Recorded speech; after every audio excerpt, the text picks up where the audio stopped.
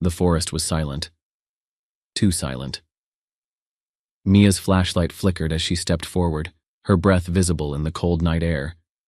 The others were just behind her, but she felt utterly alone. A rustling sound made her spin around, but there was nothing there, just darkness pressing in on all sides. It was supposed to be a harmless challenge, spend the night in Black Hollow Woods, the most infamous haunted site in town. Stories of missing hikers, eerie whispers, and a shadowy figure lurking in the trees had terrified locals for decades. But Mia and her friends weren't afraid of ghost stories. At least, not until they saw the footprints. They weren't theirs. The prints were deep, erratic, circling around their tent. Worse, they appeared fresh. Maybe an animal? Jake suggested, his voice unsteady. But animals didn't leave human footprints. Then, the scratching started. Faint at first, like nails dragging against bark. It circled them, moving too fast to be an animal. Mia swallowed hard. We should go. But before they could move, a sharp, distant scream shattered the silence. Mia's heart pounded as they ran, their flashlights bouncing wildly in the darkness. The scream had come from deeper in the woods. We need to get back to the car, Zoe gasped, gripping Mia's arm. But the path they came from was gone. No trail, no landmarks, just endless twisting trees. That's not possible, Ryan muttered.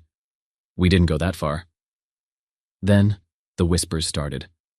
Low, overlapping voices coming from all around them. The air grew thick, heavy, charged with something unnatural. The shadows between the trees seemed to shift, move, watch. And then, they saw it. A figure, standing motionless among the trees, its head tilted unnaturally. No eyes, no mouth. Just smooth, pale skin where a face should be. Its arms dangled lifelessly, too long for its body, fingers twitching like broken marionette strings. Zoe screamed. The figure didn't move, but suddenly, the trees did.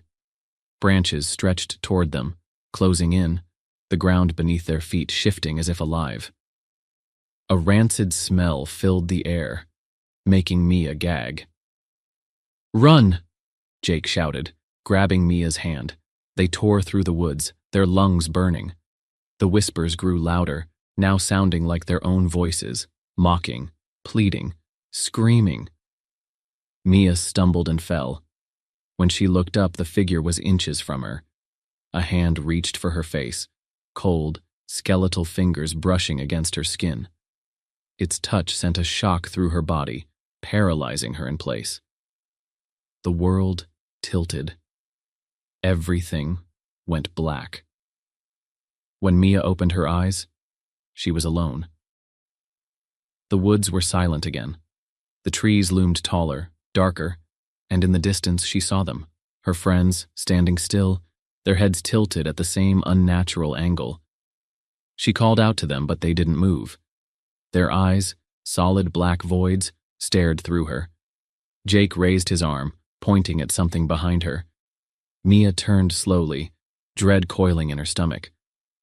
The figure was closer now, its faceless head mere inches away. The whispers turned into a deafening roar, filling her mind, drowning her thoughts. Her body refused to move.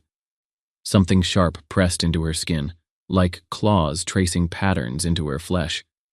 The trees groaned. The earth beneath her shifted. A new set of footprints appeared next to hers, deep and unmoving. The realization hit her like ice. She was part of the story now. Just another legend of Black Hollow Woods. The last thing she heard before the world faded again was her own voice, whispering from the darkness. And this time, it wasn't hers.